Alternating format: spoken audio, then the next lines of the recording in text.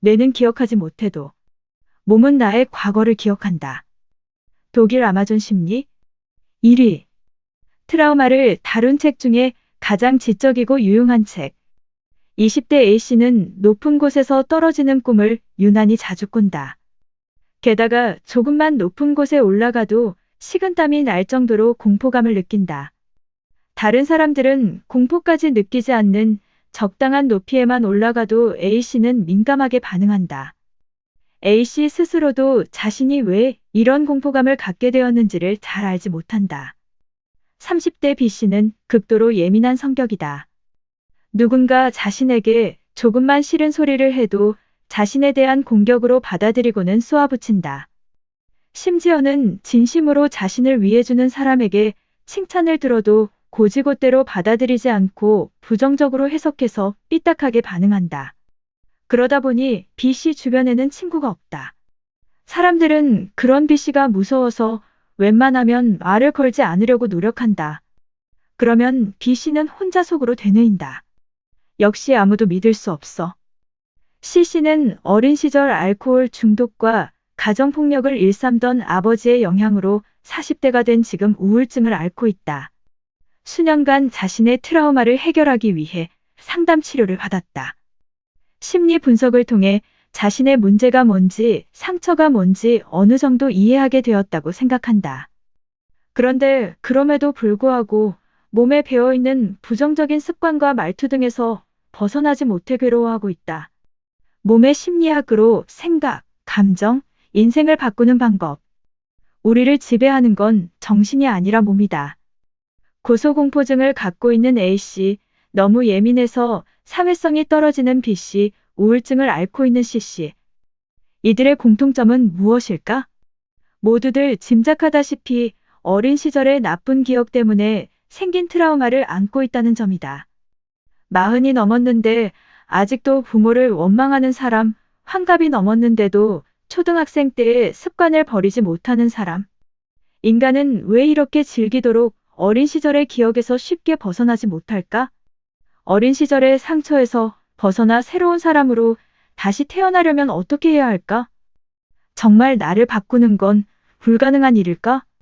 32년 동안 트라우마 치료 전문가로 활동한 독일의 심리치료사 다미 샤르프는 평생 동안 이 질문에 대한 임상치료와 연구를 한 사람이다. 다미 샤르프는 자신의 첫 책 당신의 어린 시절이 울고 있다. 원죄 오래된 상처도 치유될 수 있다를 통해 이 질문에 답한다.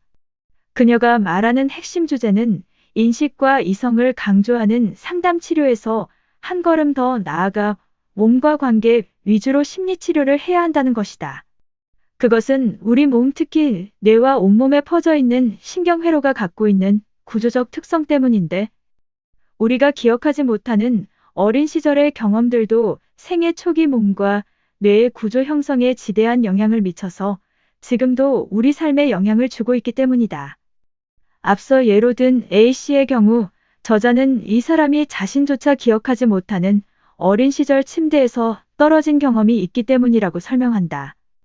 뇌는 그 사실을 기억하지 못해도 그 사람의 온몸에 퍼져 있는 신경회로에는 그 기억이 남아있기 때문에 조금만 높은 곳에 올라가도 몸이 이미 그것을 눈치채고 긴장하게 되는 것이다. 30대 B씨의 경우에도 마찬가지이다. 이 사람은 어린 시절 부모 혹은 주변 사람으로부터 긍정적인 피드백을 받은 경험이 없다. 자신이 어떤 말과 행동을 했을 때 부모로부터 자존감이 상하는 피드백을 받거나 모욕감을 느꼈을 수도 있다. 우리 몸은 이런 고통스러운 경험에서 자신이 어떻게 살아남았는지를 기억하기 위해서 그것을 반복하는 습성을 갖고 있는데 이것이 바로 재연출 현상이다. 그러므로 B씨가 이렇게 예민한 성격으로 주변 사람들을 다 적으로 만드는 것은 그것을 특별히 의식해서가 아니다. 몸이 기억하고 있는 패턴대로 행동하고 있을 뿐인 것이다. 저자의 핵심 주장은 C씨의 예에서 가장 잘 드러난다. 우리가 흔히 머리로는 알겠는데 몸이 안 따라주네 라고 말하는 이유도 이와 같은데 아무리 이성의 힘으로 지식의 힘으로 자신의 문제를 인식하게 된다고 해도 그것을 몸의 변화로 이끌어내기는 너무나 힘들기 때문이다. 저자는 바로 이런 이유 때문에 몸이 그 사람의 과거 비밀을 푸는 열쇠일 뿐만 아니라 해결사 역할까지 할 수 있다고 말한다. 우리의 느낌, 감정뿐 아니라 사고방식과 삶 자체를 지배하고 있는 것은 사실상 정신이 아니라 몸이기 때문이다. 저자는 그 근거로 뇌과학과 생물학적 지식을 풀어놓는데 그것은 이 책의 이론을 탄탄하게 받쳐주는 역할을 한다. 또한 자신이 평생 동안 연구해서 세상에 내놓은 신체 감정 통합 치료법으로 여러 임상 사례들을 소개하는데 이는 독자들에게 자신의 어린 시절을 반추하게 만들고 어른이 된 현재의 인생에서 맞닥뜨린 문제를 되돌아보게 하는 힘이 있다. 프로이트의 말하기 치료가 아직도 우리 사회에 보편화되어 있는 상황에서 그녀의 신체 심리 치료 이론은 많은 사람들에게 신선한 반응을 불러일으켰고 이 책 또한 2018년 독일 아마존 심리 1위에 올랐으며 지금까지도 계속 회자되고 있다.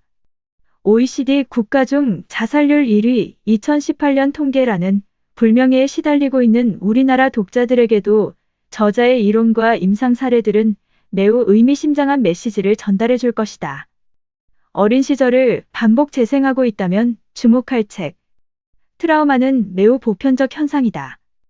트라우마 연구의 시초는 1차 세계대전이 끝난 후 어떻게 하면 남성들을 전쟁에서 더 오래 견딜 수 있게 할 것인가에 대한 연구에서 비롯되었으며 외상 후 스트레스 장애 PTSD라는 의학명 역시 베트남 참전 군인들의 심리 치유 과정에서 명명되어 오늘날에 이르렀지만 꼭 전쟁을 경험해야 트라우마가 남는 것은 아니다. 한 조사 결과에 의하면 미국인의 경우 5명 중 1명은 어린 시절에 성추행을 당한 경험이 있으며 4명 중 1명은 부모에게 몸에 자국이 남을 정도로 맞은 적이 있으며 커플 3쌍 중 1쌍은 상대방의 신체 폭력에 시달린다고 한다. 그만큼 어린 시절에 트라우마에 시달리는 사람들은 매우 보편적이며 우리 주변에 있는 평범한 사람들이다. 문제는 그들의 기억이 왜곡돼 있으며 그림자 기억으로 남아있는 경우가 많기 때문에 진짜 어떤 문제가 있었는지를 정확히 판단하기 어렵다는 것이다.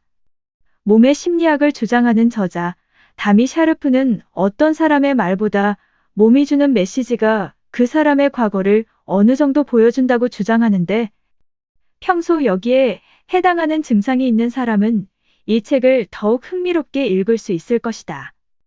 이를테면 길을 가다가도 집에서도 어딘가에 자꾸 부딪히는 사람, 자신은 남들과는 뭔가 다르다고 생각하는 사람, 모든 것을 다 이루고 성공했음에도 공허하다고 느끼는 사람, 지나치게 책임감이 강하거나 독립적이어서 누군가에게 도움받을 줄 모르는 사람, 칭찬이나 선물 받는 것에 익숙하지 않거나 아무것도 하지 않고 가만히 있는 것을 못 견디는 사람 등등이다. 얼핏 보면 단점이 아니라 장점으로 보이는 특성들도 트라우마를 드러내는 신체의 특징이기도 하기 때문에 자신이 정말 트라우마에 시달린다고 생각하는 독자뿐 아니라 자신의 내면 심리를 더욱 알고 싶은 독자들에게도 지적이면서도 유용한 정보를 제공해 줄 것이다.